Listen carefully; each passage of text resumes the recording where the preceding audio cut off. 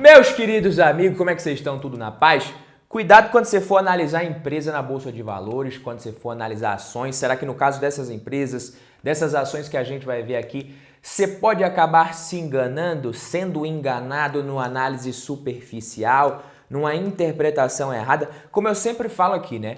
Você não pode ser aquele investidor ingênuo, ficar moscando. E digo mais, se for para você escolher suas próprias ações na Bolsa de Valores, seus fundos imobiliários, escolher os seus ativos individualmente, fazer stock picking, você precisa ser mais esperto, pô. Você precisa ser menos inocentinho, tem que se ligar em algumas coisas, né, que nem sempre vão te contar.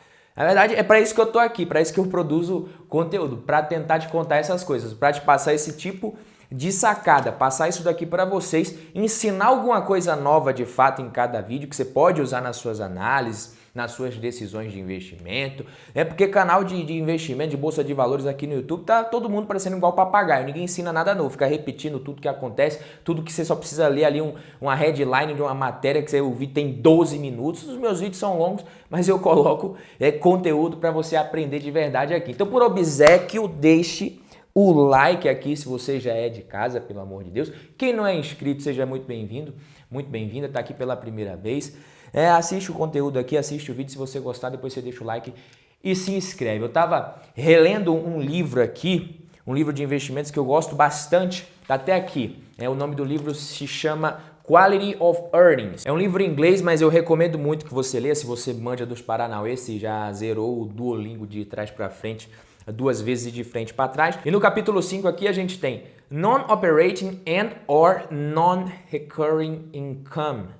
Desculpa o inglês aí, mas é não operacional e não recorrente, o efeito disso daqui. Foi isso, esse capítulo que me levou. Hoje a gente tem acesso à informação de forma muito mais fácil que antigamente, em sites como o Investidor 10, por exemplo, que é uma plataforma que eu venho utilizando muito, dá para você analisar bastante coisa, receber muita informação mastigada, se você quer saber quais são as ações, por exemplo, com maior dividend yield, dá para você ver, as ações mais baratas de acordo com alguns critérios, os maiores crescimentos de lucro.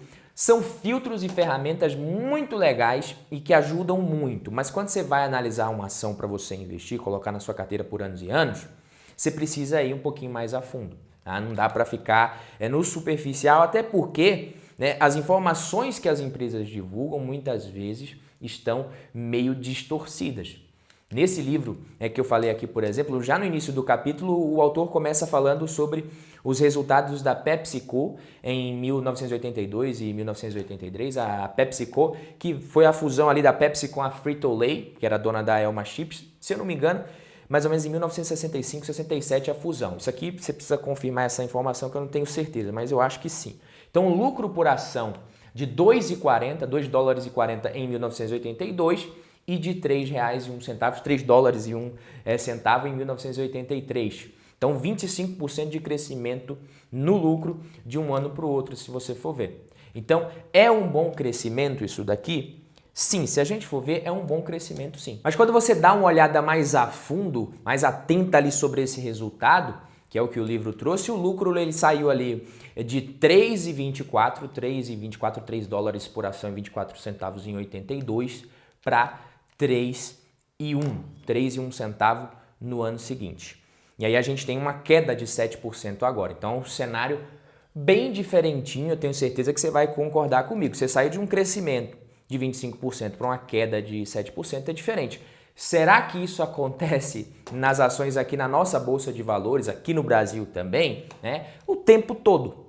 Sabe aquela coisa, isso aqui é raro, papai, mas acontece muito? Então é isso. Depois eu explico exatamente o que foi que aconteceu aqui na PepsiCo para a gente ter essa diferença, mas vamos logo aqui dar uns exemplos mais atuais e até mesmo mais perto da nossa realidade da gente aqui com empresas da nossa bolsa. Você pega a Copel, CPLE6.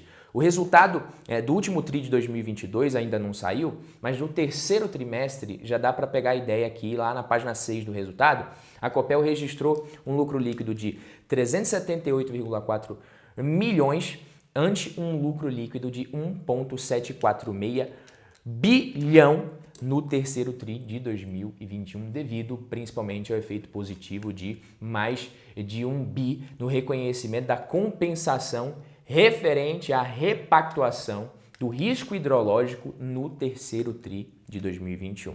Então, excluindo os efeitos não recorrentes, o lucro líquido ajustado apresentou uma redução de 46,9%, tá? De 403 milhões no terceiro TRI, ante 759,2 milhões no terceiro TRI de 2021. Em 2021, o lucro líquido da empresa aqui na apresentação foi de mais de 5 bilhões, mas tirando o não recorrente, foi de cerca de 2,85 bilhões. Esse tipo de coisa afeta um monte de indicadores.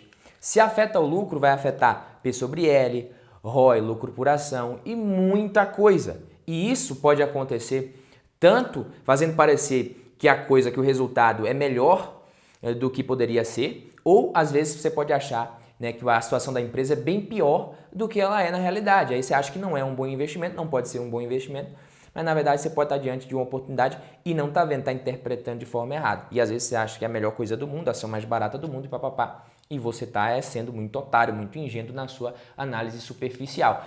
No resultado anual da Engie, por exemplo, o lucro líquido ajustado do ano de 2022 foi de 2,76 bilhões, 16,7% maior acima do alcançado no ano de 2021. Tá? E basta você olhar na imagem que está aparecendo que você vê que o lucro líquido ajustado aumentou menos que o lucro líquido sem ajuste. E isso também afeta os indicadores, como eu falei. Quando você olha para o EBITDA, por exemplo, os lucros antes de juros, impostos, depreciação e amortização, considerando os efeitos não recorrentes e a repactuação do risco hidrológico também, ele aumentou 14,3%. Já o EBITDA ajustado e sem esses efeitos, ele foi de 6,94 bilhões, se eu não me engano. Então você precisa ficar ligado ali. Se a gente está olhando aqui lucro antes de juros, impostos, depreciação e amortização, a explicação para essa diferença, se um diminuiu e o outro aumentou, você vai encontrar nisso daqui, ou na depreciação, na amortização, nas despesas financeiras, nos juros, nos impostos. Então, em bases anuais, o lucro líquido ele aumentou 70,3%. Então, esse aumento, se eu vou ver aí no que a empresa divulgou, no resultado, ele é consequência da combinação dos seguintes fatores: redução de efeitos não recorrentes com impacto líquido positivo de 705 milhões, efeitos positivos de 564 milhões no resultado financeiro líquido, tá vendo? Redução de EBITDA ajustado e redução de 53 milhões da depreciação e amortização, excluindo também os efeitos não recorrentes, como eu falei, o lucro líquido aumentou 16,7%. Nessa imagem agora dá para você ver claramente que o não recorrente de 2021 foi muito mais alto que o de 2022. E em 2022 o não recorrente foi até negativo, inclusive. Aí você olha o P sobre L de 2021 e compara com o de 2022, você fala que está muito maior. Hoje a Engie está muito mais barata. Eu até anotei aqui, P sobre L de 20,02 em 2021 e hoje de 11,96. Porra, o P sobre L diminuiu pra caramba, a ação ficou muito mais barata, mas quando a gente pega os dados ajustados, porque o preço, você tem o preço, você está na tela lá do home broker quando você vai comprar. O lucro você precisa ajustar. E aí em 2022 a gente tem um lucro por ação ajustado de 2,90, agora de 3,37, um P sobre L que saiu de 13,24 para 11,60. Entendeu? O valor de mercado da empresa mais ou menos 32 bilhões, né? Não mudou muita coisa, as ações não se valorizaram tanto. Por quê? Porque a gente tem um lucro líquido ajustado. Quando você joga isso na conta, fica totalmente diferente. Hoje a gente tem, para vocês terem uma ideia, um P sobre L de 11,96, mas se a gente pega o lucro líquido ajustado, ele é até menor do que isso. E quando você projeta para 2023, você está comprando uma ação com um P sobre L provavelmente menor do que 10, considerando o lucro projetado. E isso é muito bom para uma empresa dessa aqui, já que a gente está falando de uma empresa muito rentável, uma das mais rentáveis do setor, uma das empresas mais lucrativas, de melhor governança, etc. Então isso aqui que o investidor precisa olhar. Não pode ficar se baseando em informação e análise superficial se você quer escolher as ações. Pô.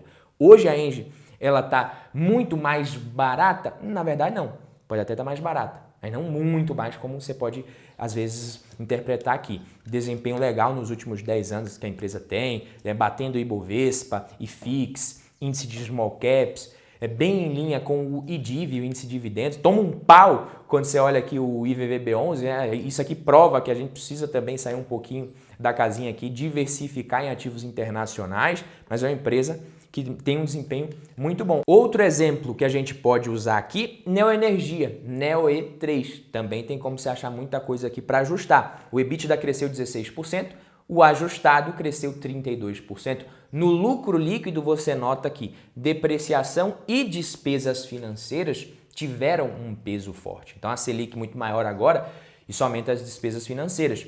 Depreciação, ela é majorada, geralmente não tem o mesmo efeito em termos de geração de caixa. Então a geração de caixa é o que vai remunerar o investimento do acionista numa empresa como essa. Geração de caixa futura trazida a valor presente, você tem noção ali de qual seria o valor justo. Então você tem que ficar muito ligado nisso. A Selic vai ficar alta para sempre? Quando a Selic reduzir, essas despesas financeiras da empresa tendem a melhorar, o que vai melhorar muito o resultado. Então se o operacional tá bacana, tá legal, significa que basta a situação financeira e a empresa está amortizando sua dívida, essa dívida ficando mais barata, com a taxa de juros caindo, esse lucro líquido ele vai aumentar. E se a depreciação não impacta tanto assim a geração de caixa, então o potencial que uma empresa dessa tem de pagar dividendos, se esse turnaround que ela está executando realmente der certo, ele vai ser muito maior lá na frente. E às vezes olhando só o número ali superficial, o investidor ele não tem muita noção disso, ele acaba tomando decisões erradas, entendeu? Se você observar mais, dá para notar que a receita dela em 2022 foi até menor do que em 2021, ou seja, aparentemente as margens melhorando, a eficiência da empresa melhorando. Claro que eu precisaria olhar um pouquinho mais a fundo aqui, não é uma empresa que eu tenho em carteira, mas estou até devendo um vídeo completo sobre ela para vocês, se eu não me engano é o Ícaro que está pedindo muito nos comentários um vídeo sobre ela. Inclusive, se você tem algum vídeo, alguma sugestão de algum vídeo aqui no canal, deixa aí nos comentários. Mas como eu falei, não é uma empresa que eu invisto, mas aparentemente melhorando a eficiência. O que aconteceu na PepsiCo lá em 1982? Ela teve uma coisa chamada Unusual Charge, uma cobrança incomum relacionada a engarrafamento no exterior. Então hoje, o que acontece? Isso aí impactou os resultados da empresa com base em técnicas de contabilidade, às vezes que não eram as mais corretas, que deveriam ser usadas. Enfim, mas hoje é muito comum o resultado das empresas a acabar sendo distorcido por eventos não recorrentes. E aí, papai, como eu disse, o cálculo das receitas, lucros não operacionais, não recorrentes, exige que você se aprofunde um pouquinho mais nos relatórios. Não é nada de outro mundo, não é nada impossível, você só precisa fazer isso. É o seu dever de casa, sua obrigação como investidor. Para de preguiça, faz uma vez por semana, pega uma empresa por semana, 2 por mês, dá tranquilo. Se a sua carteira de investimentos não for muito pulverizada, você não vai ter muito trabalho para fazer isso. Lê as notas explicativas ali, sabe o que está acontecendo, pô. É tua empresa, você está investindo, está tudo lá na sua frente. Se você abrir e colocar na sua frente, é claro, se você não abre, você não consegue, mas muitas vezes o investidor ele ignora isso daí. Como diria Sherlock Holmes, está escondido à vista de todos, e os investidores eles devem se comportar também como detetives para descobrir isso daí. Não precisa nem ser um detetive muito bom. Beleza, meus queridos amigos? Esse aqui foi o vídeo de hoje. Se você gostou, deixa o like, se inscreve que a gente se vê no próximo conteúdo. Tamo junto. Valeu, papai!